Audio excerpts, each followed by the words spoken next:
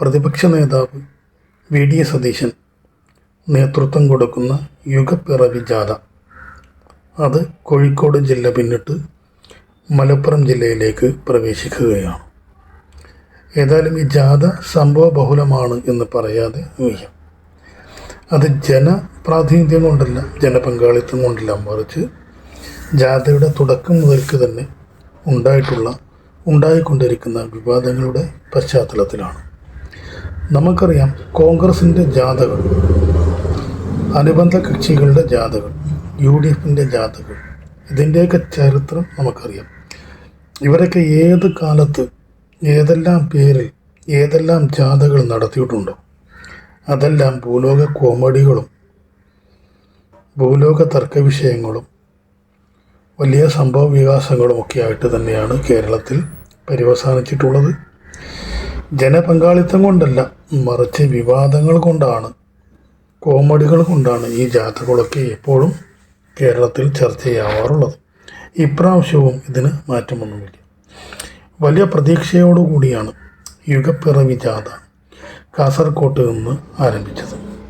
കാസർകോട്ട് വെച്ച് ഈ ജാഥയുടെ ഉദ്ഘാടന വേളയിൽ തന്നെ കല്ലുകടി ആരംഭിച്ചു എന്നുള്ളതാണ് യാഥാർത്ഥ്യം. പ്രസ്തുത യോഗത്തിൽ UDFൻ്റെ ഒരുമാതിരിപ്പെട്ട നേതാക്കന്മാരൊക്കെ പങ്കെടുത്തിരുന്നു. കോൺഗ്രസിൻ്റെ നേതാക്കന്മാരും പങ്കെടുത്തിരുന്നു. എന്ന് പറഞ്ഞാൽ വേദിയിൽ കോൺഗ്രസിൻ്റെ നേതാക്കന്മാരുടെ ബാഹുല്യം കൊണ്ട് കാഴ്ചക്കാരുടെ കണ്ണു തള്ളിപ്പോയി എന്നുള്ളതാണ് വസ്തുത. സദസ്സിൽ ഈ നേതാക്കന്മാരെ കേൾക്കാൻ വേണ്ടി എത്രമാത്രം ആളുകൾ കൂട്ടിയിട്ടുണ്ടായിരുന്നുവോ അതിനേക്കാൾ ആളുകൾ വേദിയിലാണ് വന്നു ചേർന്നത്, സ്റ്റേജിലാണ് വന്നു ചേർന്നത് എന്നതാണ് ഏറ്റവും വലിയ കൗതുകം. ഒരാൾക്ക് അനങ്ങാനും പോലും നീങ്ങാനും പോലും മുന്നോട്ട് സഞ്ചരിക്കാനും പോലും പറ്റാത്ത വിധം നേതാക്കളെ കൊണ്ട് തിങ്ങി നിറഞ്ഞതായിരുന്നു ഈ വേദി എന്ന് പറയുന്നത്. ഈ വേദിയിൽ തന്നെ കോൺഗ്രസിൻ്റെ മുതിർന്ന നേതാക്കന്മാർക്കിടയിലുള്ള അഭിപ്രായ വ്യത്യാസങ്ങളും ചൊറച്ചേർച്ചയില്ലായ്മയും പ്രകടമാവുകയും ചെയ്തു. ഇവിടെ ആദ്യം കൊമ്പ് കോർത്തത് AICCയുടെ സമുന്നത നേതാവായ KC ഗോപാലും കണ്ണൂരിൻ്റെ സിംഹമായ K സുധാകരനും തമ്മിലായിരുന്നു. K സുധാകരൻ കോൺഗ്രസിൻ്റെ മുതിർന്ന നേതാവാണ്. KC വേണുഗോപാലും മുതിർന്ന നേതാവാണ്. രണ്ടുപേരും കണ്ണൂരിൽ നിന്നുള്ളവരുമാണ്.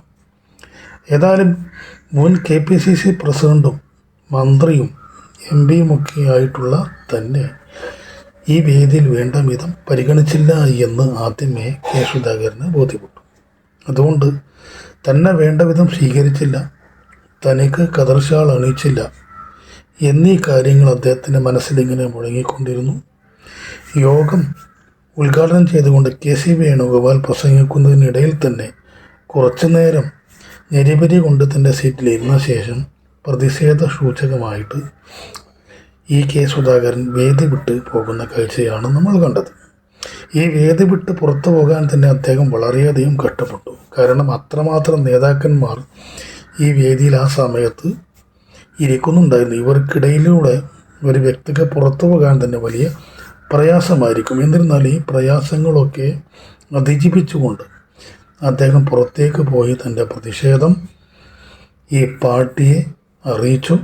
അത് ഈ ജാഥയുടെ തുടക്കത്തിൽ തന്നെ ഒരു കല്ലുകടിയായി വി.ഡി. സതീശന് അനുഭവപ്പെടുകയും ചെയ്തു.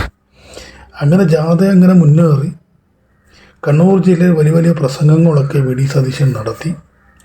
സ്വർണ്ണക്കൊള്ളയായിരുന്നു അദ്ദേഹം പ്രധാനമായിട്ടും ജില്ലയിലുടനീളം പറഞ്ഞു നടന്നത്. എന്നാൽ ജാഥ കണ്ണൂർ ജില്ലയുടെ പാതി കഴിയുന്നതോടുകൂടി ജാഥയുടെ സ്വഭാവവും വി.ഡി. സതീശൻ്റെ പ്രസംഗത്തിൻ്റെ സ്വഭാവവും അകപ്പാടെ മാറിപ്പോവുകയാണ് ഉണ്ടായത്. കാരണം ആ സാഹചര്യത്തിലാണ് അടൂർ പ്രകാശിനെ സ്വർണ്ണക്കൊള്ളയുമായിട്ട് SIT ചോദ്യം ചെയ്തത്. കാര്യങ്ങൾ പിടുത്തം വിടുകയാണ്, അന്വേഷണം തങ്ങൾക്കെതിരെയാണ് വരുന്നത് എന്ന് വി.ഡി. സതീശൻ മനസ്സിലാക്കിയോടുകൂടി സ്വർണ്ണക്കൊള്ള എന്ന് പറയുന്ന വിഷയത്തെ അദ്ദേഹം തൻ്റെ പ്രസംഗത്തിൽ നിന്ന് എടുത്തു മാറ്റി. പിന്നീട് എന്തൊക്കെയോ തരികിട പറഞ്ഞുകൊണ്ട് അങ്ങനെ കണ്ണൂർ ജില്ല പിന്നിട്ടു. അപ്രകാരം ജാഥ കോഴിക്കോട് ജില്ലയിൽ എത്തിപ്പെടുകയും ചെയ്തു. കോഴിക്കോട് ജില്ലയിലെ കുറ്റ്യാടി എന്ന് പറയുന്ന പ്രദേശത്ത് എത്തിയതിനു ശേഷമാണ് പുതിയ സംഭവവികാസങ്ങൾ ഉണ്ടാകുന്നത്. അവിടെ വടകര MP ആയ ഷാഫി പറമ്പിലും അതുപോലെ തന്നെ കോഴിക്കോട് ജില്ലാ പ്രസിഡൻ്റായ കോഴിക്കോട് DCC പ്രസിഡൻ്റായ പ്രദീപ് കക്കട്ടിലും തമ്മിൽ കൊമ്പ് കോർക്കുന്നത് ലൈവായിട്ട് മലയാളികൾ കാണുകയുണ്ടായി. അതായത് ഷാഫി പറമ്പിലിനെ പ്രദീപ് കക്കട്ടിൽ എന്ന് പറയുന്ന DCC പ്രസിഡന്റ് പ്രസംഗിക്കാൻ വേണ്ടി ക്ഷണിക്കാൻ ഉദ്ദേശിച്ച സമയത്താണ് VD സതീശൻ ആ വേദിയിലേക്ക് കടന്നു വരുന്നത് ശ്രദ്ധയിൽപ്പെട്ടത്. അതുകൊണ്ട് ഷാഫി പറമ്പിലിന് പകരം VD സതീശനെ നേരെ പ്രസംഗിക്കാൻ വിളിക്കുക എന്ന ദൗത്യമാണ് ഇവിടെ പ്രദീപ് കക്കട്ടിൽ നിർവഹിച്ചത്. അതാണ് കീഴ്വഴക്കം.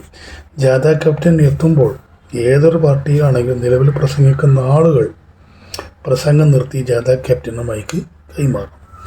അതുപ്രകാരം ആദ്യം ഷാഫി പറമ്പിലിനെ പ്രസംഗിക്കാൻ വിളിക്കാൻ വേണ്ടി ആണ് പ്രദീപ് കക്കട്ടിൽ ഉദ്ദേശിച്ചിരുന്നത്. എന്നിരുന്നാലും VD സതീശൻ വരുന്നത് കണ്ടോടുകൂടി തീരുമാനം മാറ്റി VD സതീശനെ പ്രസംഗിക്കാൻ വേണ്ടി വിളിക്കുകയാണ് ഉണ്ടായത്. ഇത് ആ സ്പോട്ടിൽ തന്നെ ഷാഫി പറമ്പിൽ ചോദ്യം ചെയ്യുന്നുണ്ട്. എന്നെ എന്താണ് ആദ്യം വിളിക്കാത്തത്? VD സതീശനെ വിളിച്ചതിന് ശേഷമാണ് തന്നെ വിളിക്കാൻ ഉദ്ദേശിക്കുന്നത് എന്നൊക്കെ പറഞ്ഞ് കയർക്കുന്ന ഓഡിയോ ക്ലിപ്പ് അത് മലയാളികൾ ലൈവായിട്ട് കേട്ടതുമാണ്. ഏതായാലും ഷാഫി പറമ്പിലിനെ തഴഞ്ഞുകൊണ്ട് VD സതീശനെ അവിടെ പ്രസംഗിക്കാൻ വേണ്ടി ഈ പ്രദീപ് കക്കട്ടിൽ എന്ന് പറഞ്ഞ DCC പ്രസിഡന്റ് വിളിച്ചു. അപ്രകാരം VD സതീശൻ പ്രസംഗിച്ച് തീർക്കുകയും ചെയ്തു. തുടർന്ന് വീണ്ടും ഷാഫി പറമ്പിലിനെ പ്രദീപ് പ്രസംഗിക്കാൻ വേണ്ടി സ്വാഗതം ചെയ്യുന്നു. തുടർന്ന് ഒരു പ്രതിഷേധം എന്ന നിലക്ക് തൻ്റെ ഇഷ്ടക്കേട് നീരസം പ്രകടിപ്പിച്ചുകൊണ്ട് ഒറ്റ വാചകത്തിൽ ഷാഫി പറമ്പിൽ തൻ്റെ പ്രസംഗം അവസാനിപ്പിക്കുകയാണ് ചെയ്തത്. ഇതിനിടയിൽ പല കയ്യാങ്കളികളും അവിടെ ഉണ്ടായി.